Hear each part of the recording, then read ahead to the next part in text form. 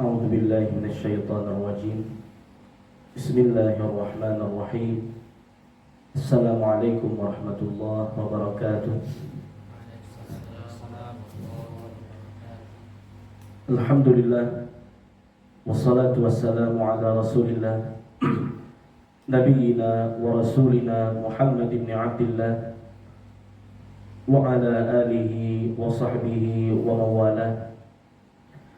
أشهد أن لا إله إلا الله وحده لا شريك له وأشهد أن محمدا عبده ورسوله صلى الله عليه وسلم المبعوث رحمة للعالمين الذي لا نبي بعده. اللهم فصل وسلم وبارك وأنعم على هذا النبي الكريم وعلى آله وصحبه ومن tabi'ahum biihsanin ila yaumiddin. Para asatidzah dan ustadzat Naskahul Quran yang semoga senantiasa dirahmati dan dimuliakan oleh Allah Subhanahu wa taala. Puji syukur kehadirat Allah Azza wa Jalla. Alhamdulillah, tsumma alhamdulillah.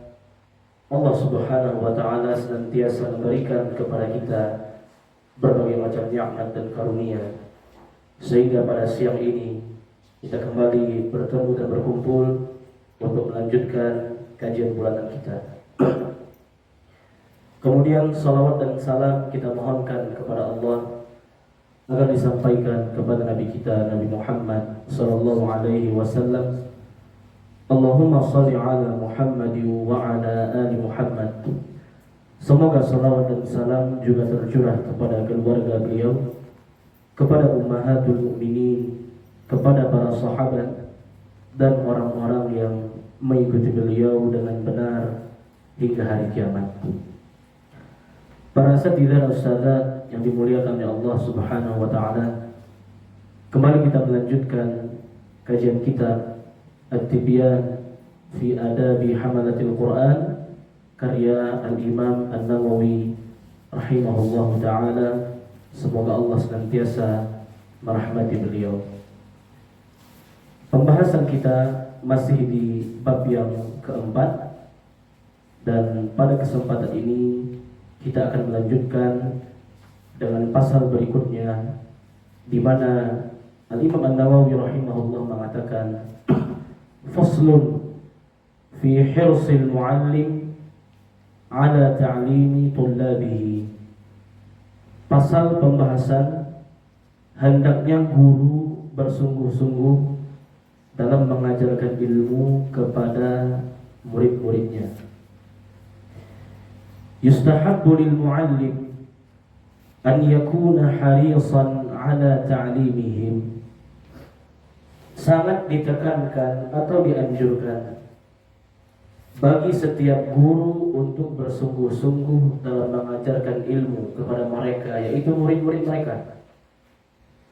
Mu'firan lidzalika ala masalihi nafsihi ad-dunyawiyyah allati laysat bidaruriyah. Dan bahkan guru tersebut mengajarkan ilmu lebih dia dahulukan dibandingkan kemaslahatan dirinya yang bersifat duniawi namun bukan kebutuhan primer. Wa an yufarrigha qalbahu fi hali julusihi liiqra'ihim min al-asbab asy-syaghilati kulliha wa hiya kathiratun ma'rufah. Begitu juga ketika guru mengajarkan ilmu kepada muridnya, guru tersebut harus mengosongkan hatinya ketika dia duduk mengajarkan ilmu dari hal-hal yang dapat menyibukkan hatinya dari mengajarkan ilmu. Dan itu banyak sekali contohnya. Wa an yakuna harisan ala tafhimihim. Dan juga guru dianjurkan untuk bersungguh-sungguh memahamkan ilmu kepada murid-murid mereka. Wa an yu'tiya kulla insanin minhum ma yaliqu bihi. Dan juga guru memberikan ilmu kepada muridnya sesuai dengan kadar kepintaran muridnya.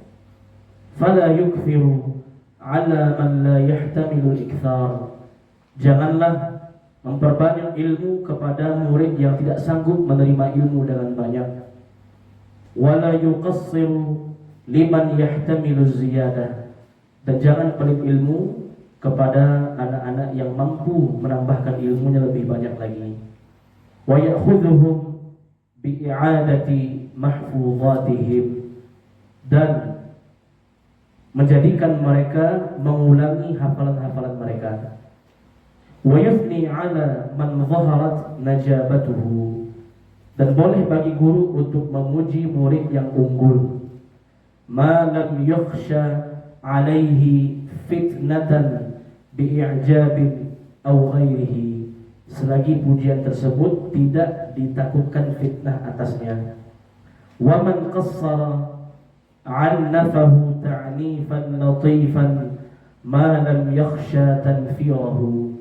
Adapun murid-murid yang pemalas, maka boleh bagi guru untuk menegurnya dengan teguran yang lembut. Yang penting jangan sampai dia lari, tidak lagi mau menuntut ilmu. Wala yahsudu ahadan minhum li bara'atin tadhharu minhu, dan hendaknya guru jangan sampai iri dengki kepada murid-muridnya yang pintar, yang unggul.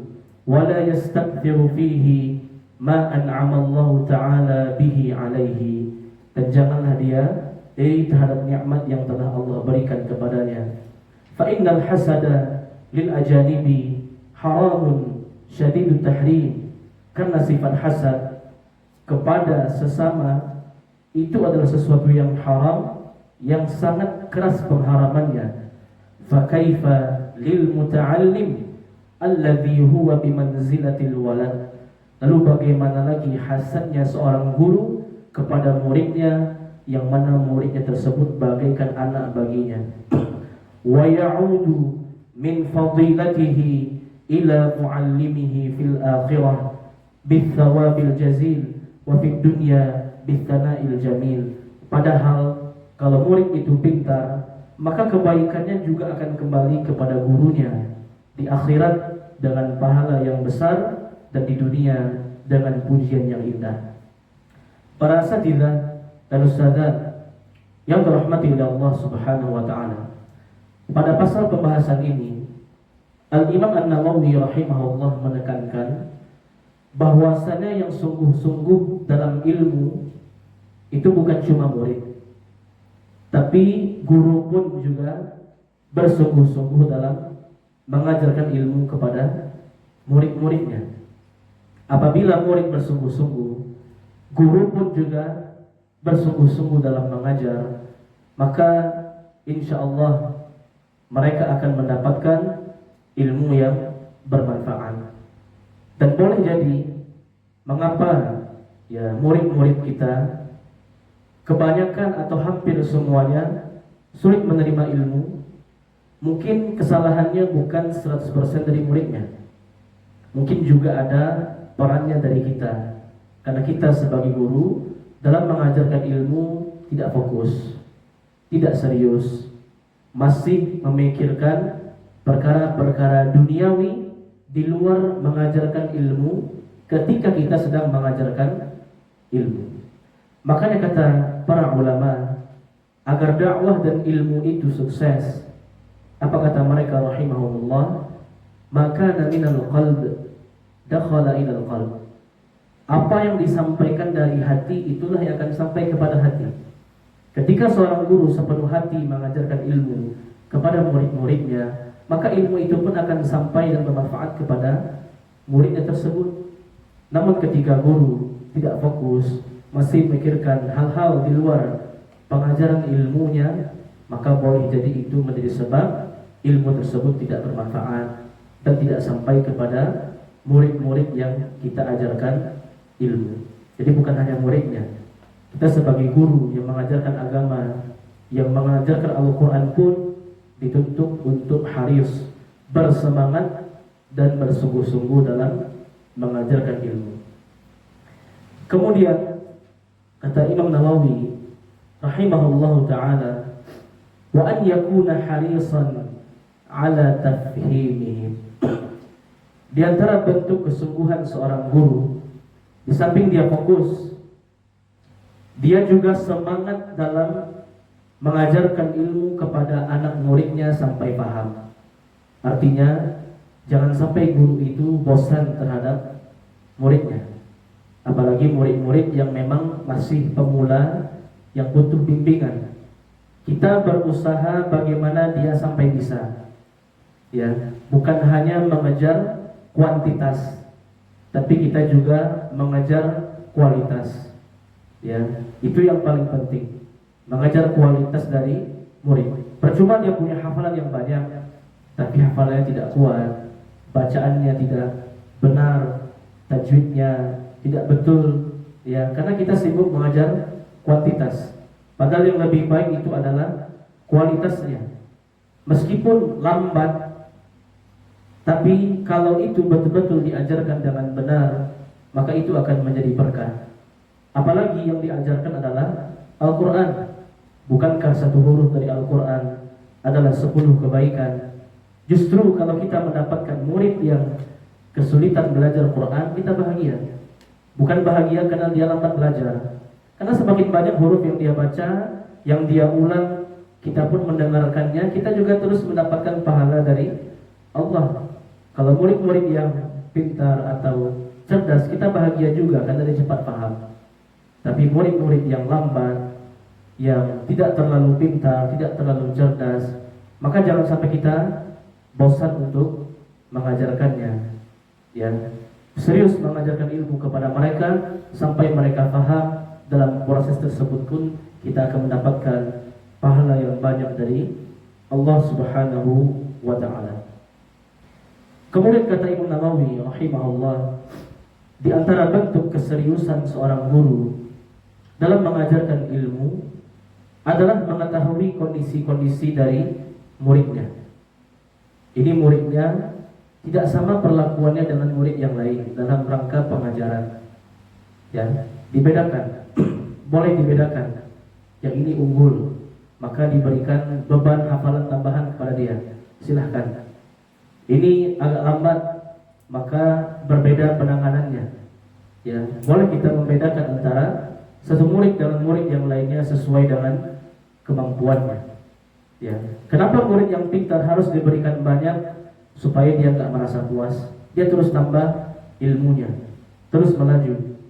Kalau yang agak lambat, kita ajarkan perlahan, kita ajarkan dengan penanganan yang berbeda.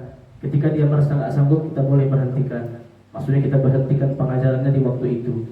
Ya, jadi kita bisa memperhatikan kondisi-kondisi dari murid tersebut. Dan juga boleh memberikan pujian. Memberikan pujian kepada murid yang punya keunggulan. Ma lam yakhsha al-hasad, selagi tidak menimbulkan hasad.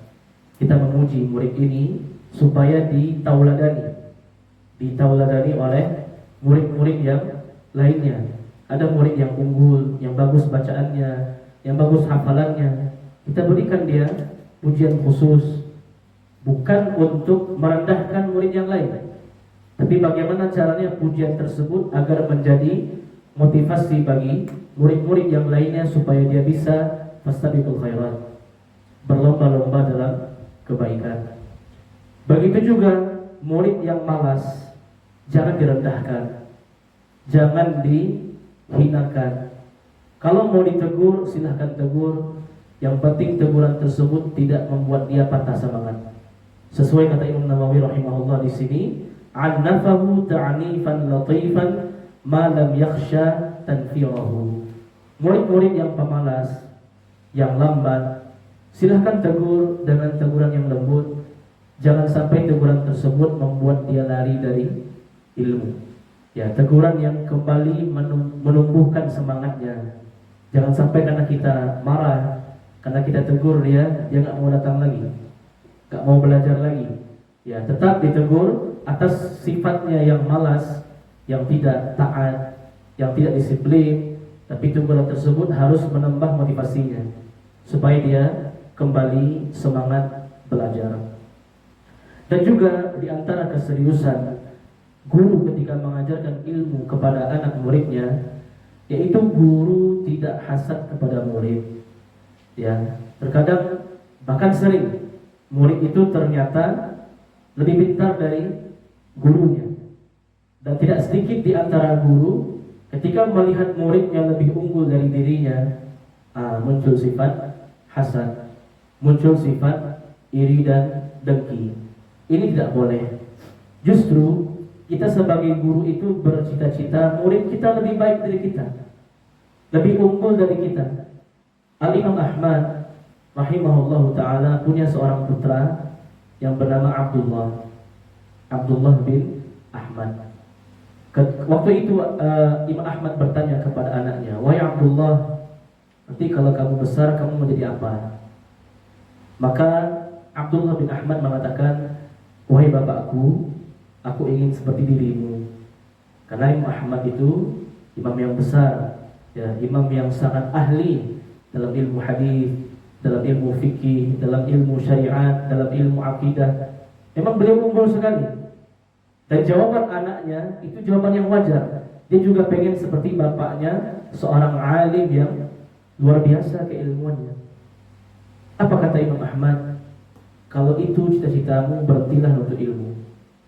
Justru aku ingin kamu lebih baik dari diriku.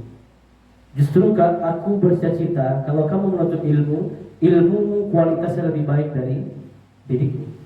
Itulah cita-cita kita sebagai guru. Ya, kita pengen anak murid kita justru lebih baik, lebih unggul dari diri kita di masa yang akan datang. Ya, bukan justru ada sebagian guru yang berprinsip menyimpan sebagian ilmu. Menyimpan sebagian ilmunya nggak mau dia bagi kepada muridnya. Tujuannya apa? Agar muridnya tidak mengungguli dirinya. Ibarat ilmu itu ada 10, kata orang dulu, diajarkan 9 saja. Yang satu disimpan. Alasannya apa? Nanti kalau muridnya melawan, nggak ada lagi yang bisa dia counter dari muridnya. Nggak seperti itu. Justru kalau kita punya 10 ilmu, berikan semua ilmu itu kepada murid kita. Doakan murid-murid kita agar mendapatkan ilmu yang bermanfaat, memiliki ilmu yang berkualitas. Karena ketika murid itu mendapatkan ilmu yang baik, mendapatkan kelebihan dari Allah, manfaatnya pun untuk si guru. Manfaat di akhirat dengan pahala yang besar. Kenapa? Nanti murid tersebut dia punya murid lagi. Bukankah itu merupakan amal jariah? Pahala yang akan terus mengalir. Dan kenapa murid itu dia bisa punya ilmu yang baik? Disebabkan setelah izin Allah, karena kita sebagai gurunya. Dan juga di dunia mendapatkan pujian yang baik. Ya, ini siapa nih? Alim fulan ini siapa? Siapa dulu gurunya? Gurunya fulan. Ya, maka jangan sampai guru itu hasad kepada muridnya, terutama kalau muridnya punya keunggulan. Justru guru itu bercita-cita muridnya jauh lebih baik dari dirinya. Dia akan mendapatkan kebaikan di dunia maupun di akhirat. Para asatidzah dan ustadzah yang dimuliakan oleh Allah Subhanahu wa taala. Pasal berikutnya kata Imam Nawawi rahimahullah, faslun fil i'tina'i bit-tullabi wa tartibi taqdimihim. Pasal pembahasan hendaknya guru memperhatikan muridnya, terutama dalam urutan. Wa yuqaddimu fi ta'limihim idza izdahamu al-awwal fal-awwal. Apabila murid berbaris untuk belajar kepada gurunya, belajar membaca atau menyetorkan hafalan, al-awwal fal-awwal, dahulukanlah yang pertama sebelum yang berikutnya. Siapa yang datang duluan itu dapat giliran pertama. Jangan sampai yang datang terakhir justru mendapatkan giliran yang pertama. Al-awwal fal-awwal, yang lebih dulu maka didahulukan. Fa in radiyal awwal bi taqdimi ghairihi qaddamahu.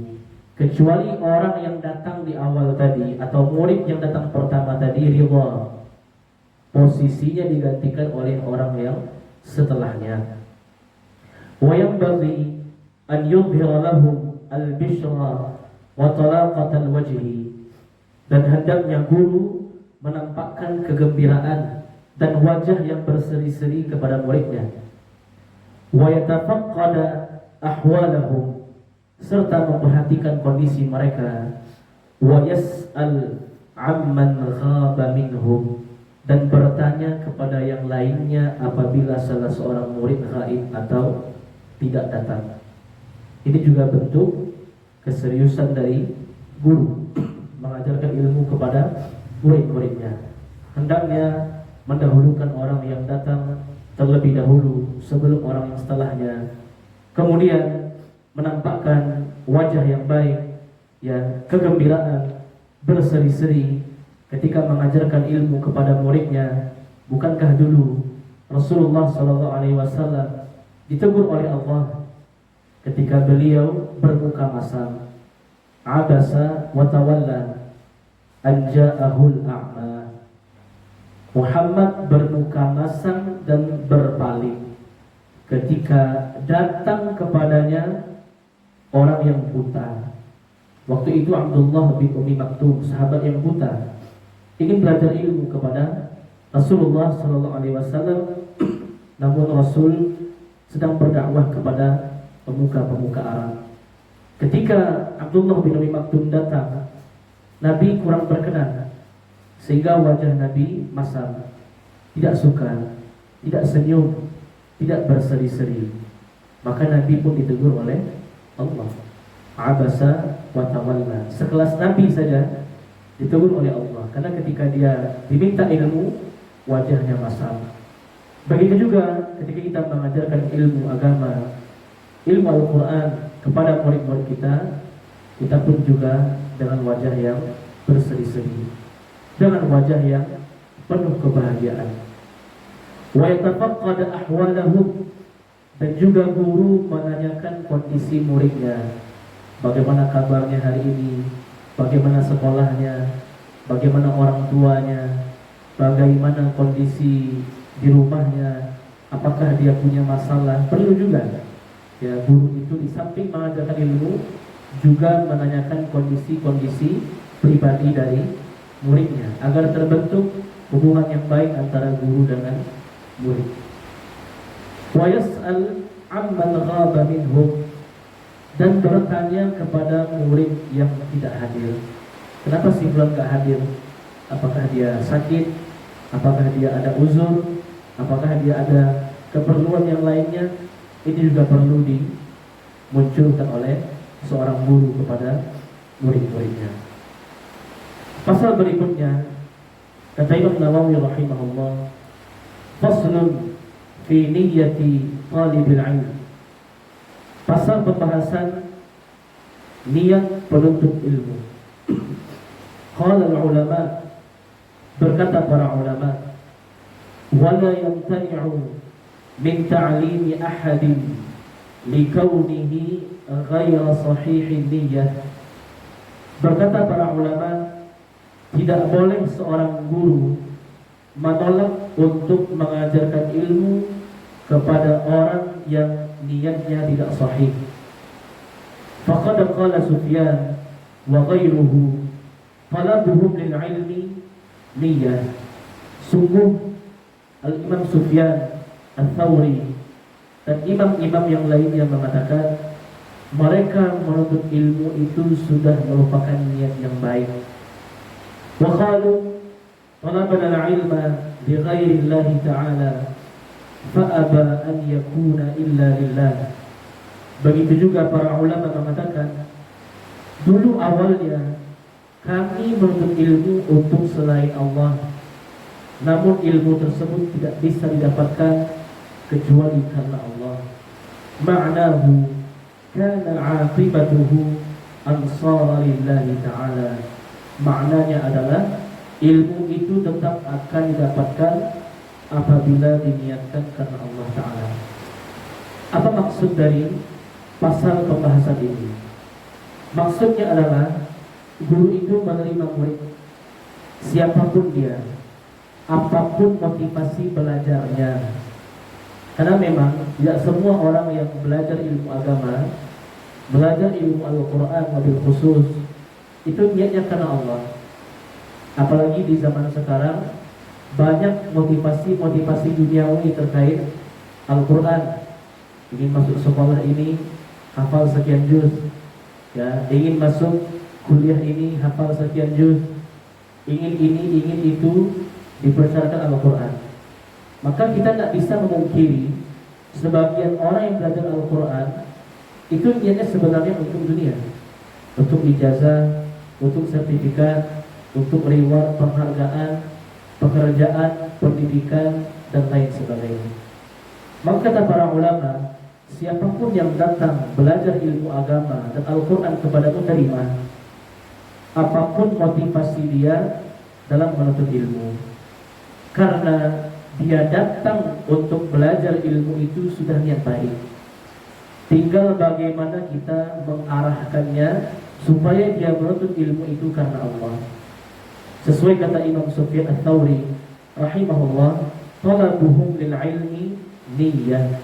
Mereka menuntut ilmu itu sudah itikad yang baik. Apalagi di zaman sekarang sulit kita mencari anak-anak, ya, pemuda, pemudi, remaja yang mau datang menghadiri majelis ilmu atau belajar Al-Quran. Sulit kita mencari di zaman sekarang. Anak-anak generasi muda lebih suka kepada gadget, permainan, dan lain sebagainya, nongkrong-nongkrong. Jarang yang bisa kita menemukan yang mau belajar Al-Quran. Sekarang mereka datang dengan motivasi yang berbeda-beda. Terima, semuanya diterima. Talabuhum lil ilmi niyyah. Mereka datang untuk menuntut ilmu itu sebuah niat yang baik. Tinggal bagaimana kita sebagai guru mengarahkan murid-murid kita agar ilmu yang mereka tuntut itu karena Allah. Karena ilmu agama ini bukan ilmu sembarangan, bukan seperti ilmu dunia. Ilmu agama ini memang untuk Allah, karena Allah Subhanahu wa ta'ala. Jadi tugas kita sebagai guru untuk mengarahkannya. Begitu juga kata ulama tadi, yaitu Imam Ibnu Abdul Bar rahimahullah ta'ala, talabna al-ilma li ghairillahi ta'ala. Dulu pada awalnya kami menuntut ilmu bukan karena Allah. Mungkin dengan ilmu itu bisa dapat kerja, dapat uang, bisa terkenal, dan lain sebagainya. Ini Imam Ibnu Abdul Bar, seorang ulama hadis yang sangat masyhur keilmuannya. Ternyata pada awal menuntut ilmu niatnya bukan karena Allah, dan itu diketahui oleh gurunya. Apakah gurunya menolak? Tidak. Seandainya guru dari Ibnu Abdul Bar menolak, tentu beliau nggak akan jadi ulama, nggak akan bermanfaat ilmunya sampai sekarang.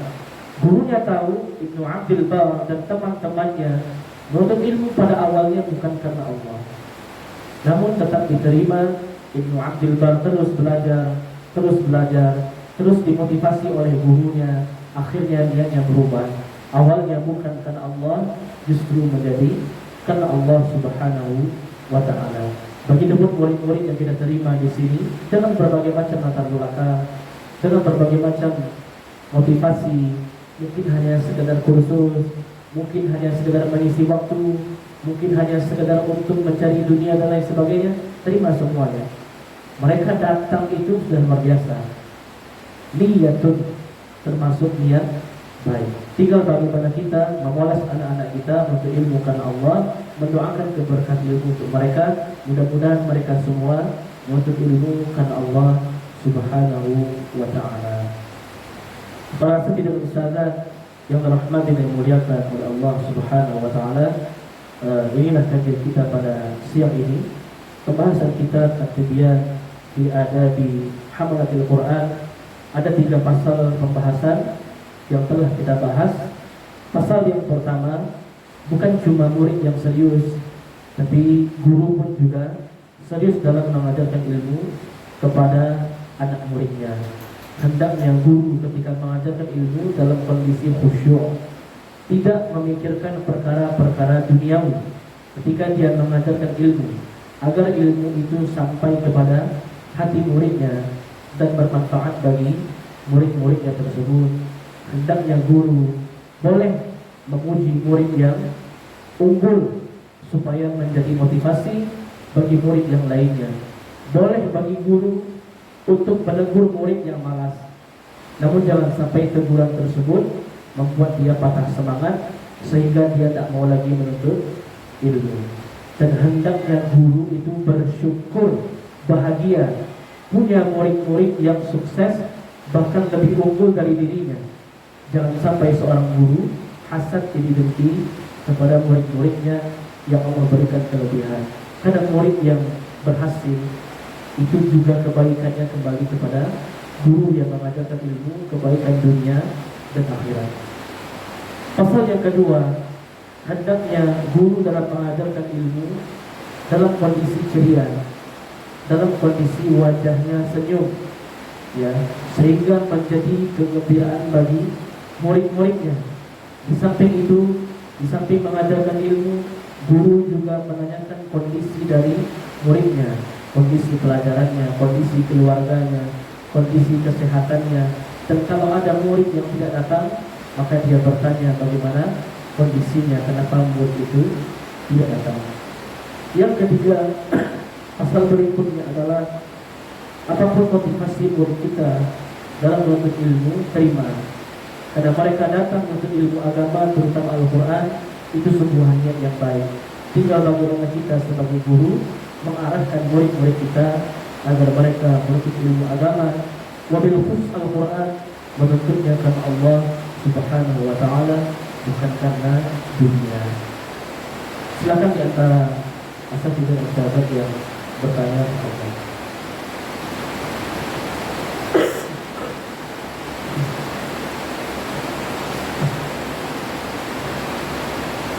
Silakan.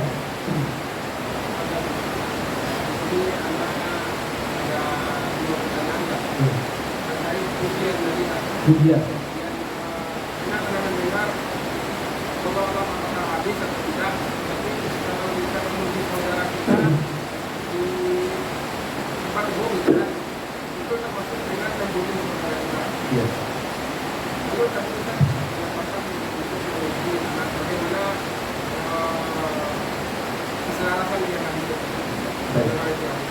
Yang kedua itu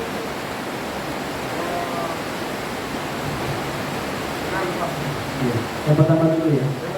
Iya. Dalam hadis memang disebutkan orang yang memuji orang lain itu sama dengan menyembelih orang yang dia puji. Ini maksudnya apa? Ada beberapa maksud. Yang pertama, memuji orang tersebut dengan pujian yang berlebihan, ya, dengan pujian yang berlebihan, tanpa memuji Allah sebelumnya. Jadi kalau kita ingin memuji seseorang, kita puji dulu Allah.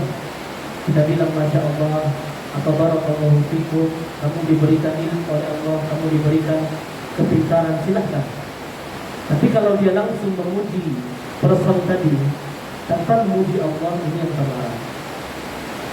Yang kedua adalah memuji yang sering memuji. Ya, sebenarnya puji itu cukup sekali atau dua kali, tidak perlu sering-sering. Kalau sering-sering memuji, ini pun juga tercela. Yang ketiga, memuji dengan pujian yang tidak ada pada orang itu. Jadi ini tidak termasuk larangan yang disampaikan oleh Imam An-Nawawi. Kita memuji murid kita karena keunggulannya. Kita puji Allah terlebih dahulu, baru kemudian kita memuji murid kita yang unggul tadi, yang punya kelebihan diberikan oleh Allah Subhanahu wa Ta'ala. Dan juga kita tidak berlebihan sewajarnya. Apa yang tampak dari dia itu yang kita puji, sambil memuji Allah Subhanahu wa Ta'ala. Dan kita pun memujinya tidak sering-sering, hanya di beberapa momen saja.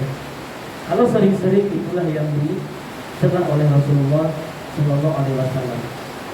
Bahkan Rasulullah Sallallahu Alaihi Wasallam dalam beberapa hadis memuji sahabat-sahabatnya. Seperti contohnya ketika Nabi naik ke Bukit Uhud bersama Abu Bakar, Umar dan Utsman. Ketika Nabi, Abu Bakar, Umar dan Utsman naik ke Bukit Uhud, gunung Uhud itu bergetar, bergoncang. Apa kata Nabi Sallallahu Alaihi Wasallam? Uhud, Wahai gunung Uhud, diamlah, jangan bergoncang, karena di atasmu ada seorang Nabi, yaitu Nabi Muhammad SAW, seorang Siddiq, yaitu Abu Bakar, dan 2 orang syahid, yaitu Umar dan Uthman. Ini pujian dari Rasulullah SAW kepada sahabatnya. Ketika Abdullah bin Mas'ud memanjat sebuah pohon, nampak betis beliau yang kecil, sehingga sebagian orang mentertawakan Abdullah bin Mas'ud.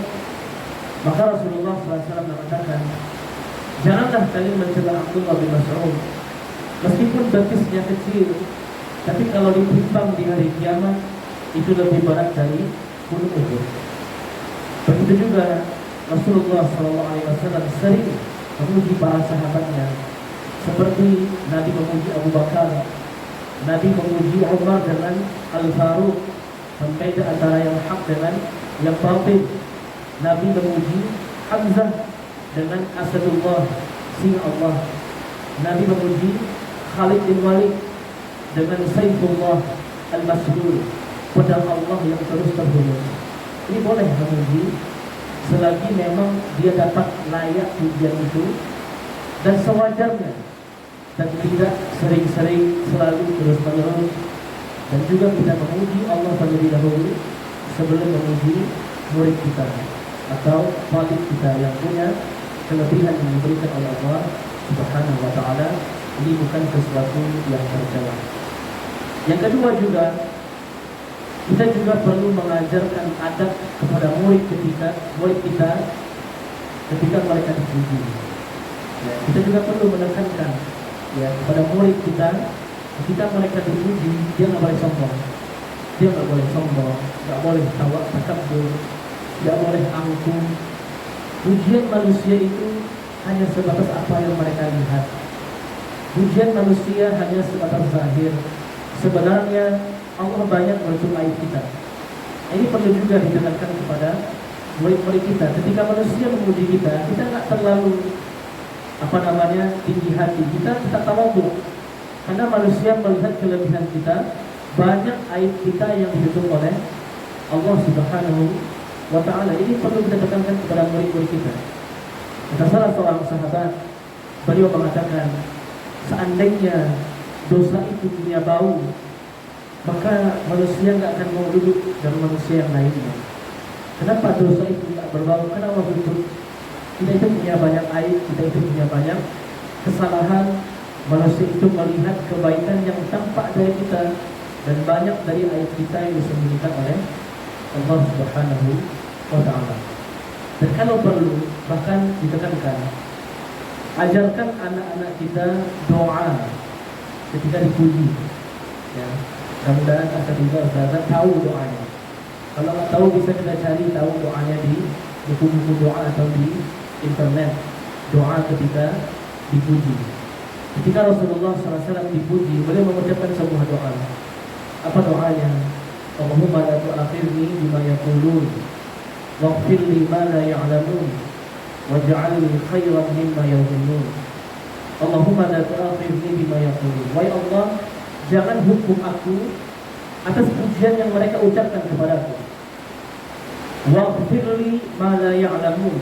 Ampunilah dosa-dosaku yang tidak mereka ketahui. Waj'alni khairan mimma yadhunnun. Dan jadikanlah aku lebih baik dibandingkan apa yang mereka persangkakan kepadaku.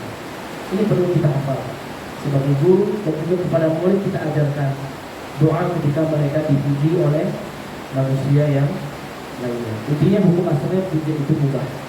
Boleh selagi didahului dalam memuji Allah, kita memuji dengan sewajarnya, bukan dibuat-buat, bukan direkayasa, dan juga kita memujinya nggak sering-sering.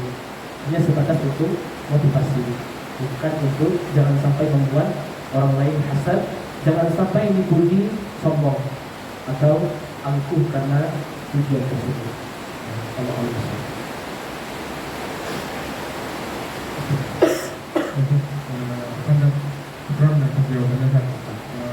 Tadi ada sudah ingat pertanyaan Kedua itu terkait pahala yang didapatkan ketika kita mengajar anak didik kita.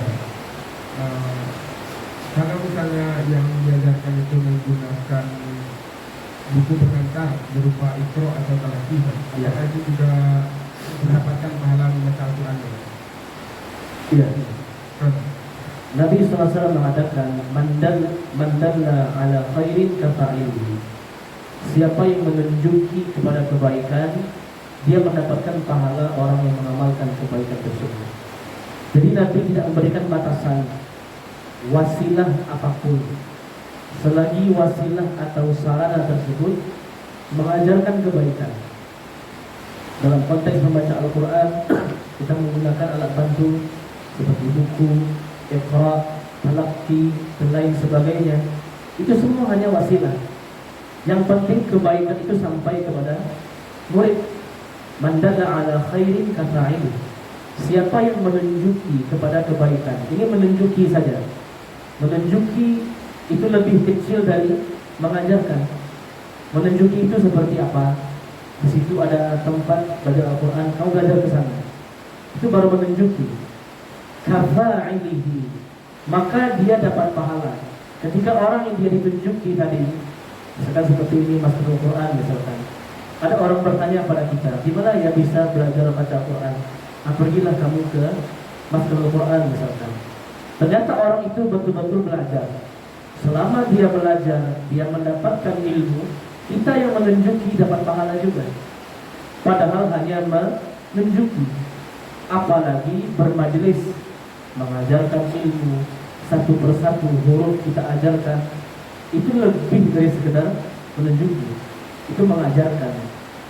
Menunjuki saja dapat pahala, apalagi mengajarkan. Dan ini tidak berbatas kepada wasilah tertentu. Boleh dengan wasilah apapun, dengan Talaqi, dengan Iqra, dengan berbagai macam metode, dan ilmu itu sampai kepada murid-murid kita, itu semua akan menjadi pahala yang tak akan pernah terputus.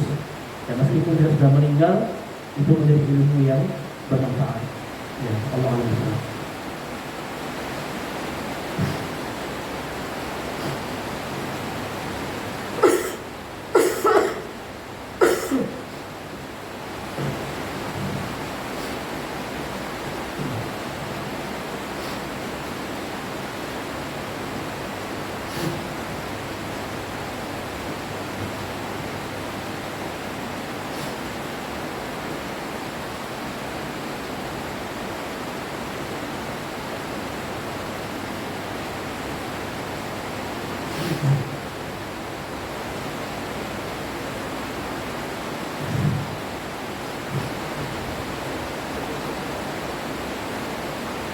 Tafadhal Ustaz. Bismillah, Ustaz. Ini solusi bisa karena ada kendala juga anak murid Ustaz, COVID. Jadi dia kan sudah banyak hafalan gitu. Jadi pas kelas murojaah ini udah beberapa bulan memang lancar-lancar hafalan gitu. Sudah beri motivasi, sudah tegaskan, ditegur dengan baik, dan metode itu kan insya Allah sudah melaksanakan itu. Jadi setelah mendalami, sudah tanya sukses ya, ternyata memang kendala itu dari rumah, memang tidak ada hilang. Nah itu, karena dengan alasan orang tua sibuk dan dia juga banyak permainan gitu. Nah dia bilang, mana ada waktu saja. Nah jadi gimana solusinya? Orang tuanya bekerja. Ya. Pernah dialog dengan orang tuanya juga kan? Nah itulah kendalanya Ustaz. Jadi bertemu dengan orang tua itu kalau sering marah buat aja gitu Ustaz. Nah jauh lah jaraknya itu Ustaz, kita langsung. Dan komunikasi kita terbatas. Baik. Iya, memang benar ya. Kata para ulama, al-ummu madrasatul ula lil aulad. Sekolah pertama bagi anak-anak itu adalah ibunya atau orang tuanya. Dan memang ya, pendidikan itu dimulai dari rumah tangga atau dari orang tua. Dan kebanyakan mindset orang tua sekarang Pendidikan itu memang tugas utama dari guru. Sedangkan orang tua itu tugasnya hanya bekerja atau mencari nafkah. Ini sebenarnya bukan permasalahan di sini saja, tapi juga di sekolah-sekolah atau rumah taktis yang lainnya juga seperti itu. Di sekolah dia bagus, tapi ketika sampai di rumah kepalanya buyar lagi. Tetapi parahnya, jangankan orang tuanya baca Quran, orang tuanya pun sholat tahiyatan. Padahal anaknya belajar Al-Quran, belajar ilmu agama, ternyata orang tuanya jangankan baca Quran, sholat pun tidak. Jadi ini menjadi perhatian kita bersama. Ini umum sifatnya, bukan cuma di sini tapi juga di tempat yang lainnya. Sebenarnya orang tua itu menitipkan belajar kepada guru itu bukan menghilangkan 100% tanggung jawabnya untuk mendidik anak-anaknya. Orang tua itu sifatnya hanya menitipkan, tapi tanggung jawab terbesar tetap ada pada diri orang tua. Bukan Allah mengatakan, ya ayyuhalladzina amanu qu anfusakum wa ahlikum nara. Wahai orang-orang beriman, jagalah dirimu dan keluargamu dari api neraka. Wa'mur ahlaka bis-shalah wastabir 'alaiha.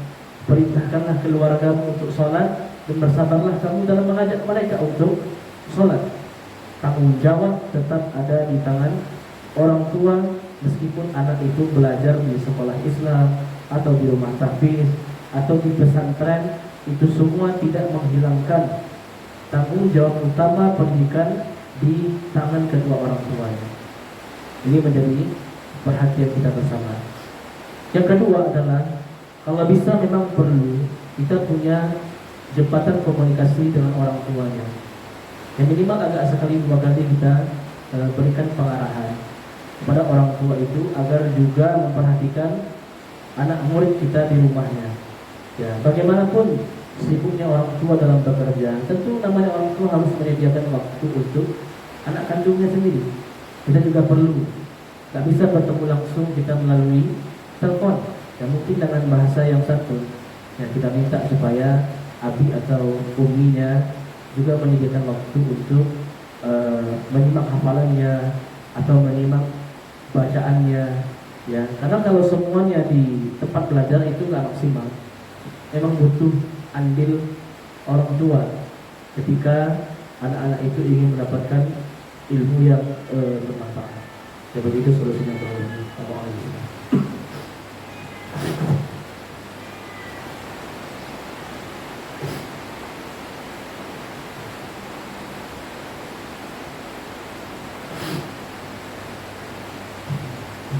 silakan. Ini berbeda kasus yang hampir sama dengan seperti ini. Ini kalau kasusnya, kalau saat itu tadi kan belum bertemu sama orang tuanya. Iya. Kalau ini udah bertemu sama orang tua, udah ditanyakan, katanya di rumah kalau dia disuruh dia tambah nggak mau, Ustaz. Seperti itu. Di sini pun kata saya berikan kita berikan nasihat dengan lembut, kita berikan motivasi, tapi rasanya sudah kehabisan ide untuk memberi dia motivasi. Dan juga di rumah belajar tidak diulang, dan ketika dipanggil orang tuanya, ketika ditanya sama orang tua, dia seperti tadi ungkapan aja. Bakal disuruh pun dia nggak mau. Itu bagaimana tindakannya? Apakah kita berikan kecerdasan atau gimana? Iya. Sesuai dengan firman Allah tadi, wa'mur ahlaka bis-shalah wastabir 'alaiha. Perintahkan keluargamu untuk salat dan bersabarlah dalam memerintahkan mereka. Dan salat itu sama-sama kita ketahui bukan cuma sekedar kewajiban, tapi juga merupakan rukun Islam. Ya, sedangkan untuk salat yang rukun Islam saja kata Allah wastabir. Istabar itu lebih dari sekedar isbir.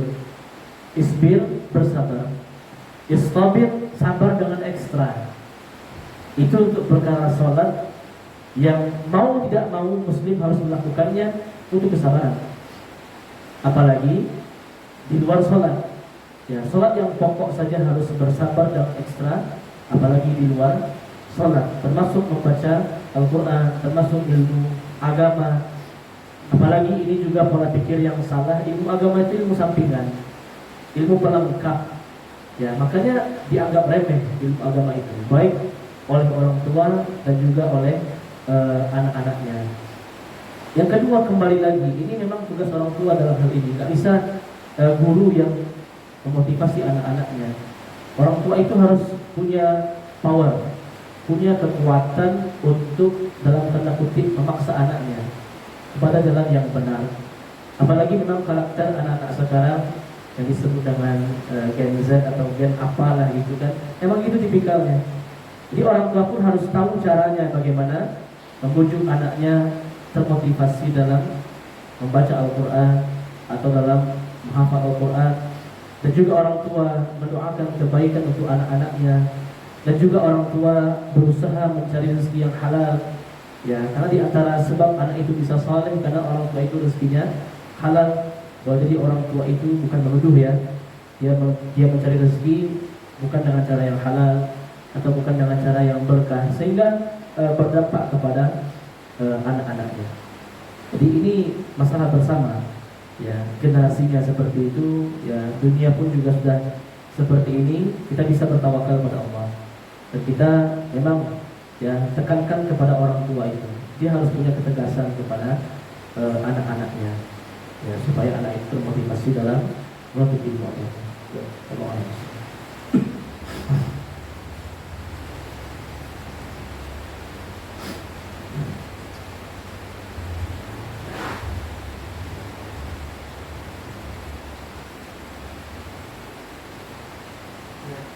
Silakan, boleh.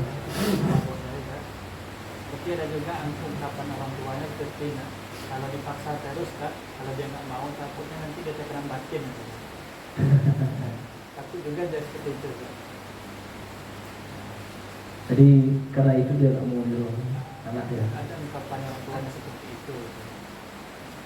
Iya, itu kan termasuk kalau bahasa sekarang katanya ilmu parenting, ya, ilmu pengajaran orang tua kepada anak. Sebenarnya karena nggak dibiasakan saja, itu hanya semacam was-was atau ketakutan yang tidak berdasar. Justru anak itu harus diarahkan. Kalau nggak diarahkan, dia akan terus seperti itu sampai nanti dia dewasa, sampai nanti dia tua. Makanya Nabi mengatakan, muru auladakum bis-shalah wa abna'u sab'i sinin wadribuhum 'alaiha wa abna'u 10 sinin. Perintahkan anakmu untuk melaksanakan sholat di usia 7 tahun, dan kalau dia usia 10 tahun nggak mau sholat boleh dipukul. Ya nggak apa-apa. Ya, kita istilahnya banyak termakan dengan teori-teori pendidikan orang kafir atau orang-orang barat. Ya, sehingga lahirlah generasi yang lembek, generasi yang manja, generasi yang nggak punya motivasi. Orang tua itu harus tegas kepada anak-anaknya. Wal yakhshal ladzina law taraku min khalfihim dzurriyyatan dhi'afan khafu 'alaihim. Hendaknya manusia itu takut meninggalkan generasi yang lemah agamanya terutama. Kalau nggak ada penekanan, maka anak itu akan semakin meremehkan. Justru logikanya perlu kita balik. Ya, kalau tadi kan logikanya kalau dia disuruh, nanti dia bisa nggak mau belajar lagi. Justru udah disuruh kayak gitu. Apalagi kalau nggak disuruh, apalagi kalau nggak ditekankan. Sedangkan sudah ditekankan saja, dia nggak mau belajar. Apalagi dibiarkan, dilepaskan, diberikan kebebasan, kemerdekaan, maka anak itu akan semakin jauh dari ilmu agama, semakin jauh dari Al-Quran. Intinya orang tua harus punya ketegasan dalam hal ini kepada anak-anaknya. Ya Allah.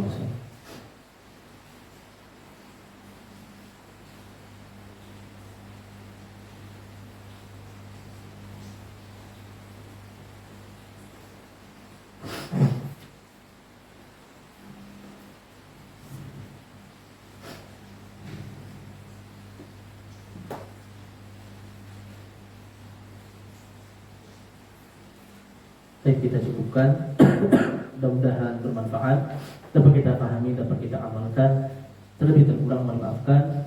Tertutup dengan kafaratul majelis. Subhanakallah bihamdik, asyhadu an la ilaha illa anta, astaghfiruka wa atubu ilaik. Wa sallallahu ala nabiyyina Muhammad wa ala alihi wa sahbihi.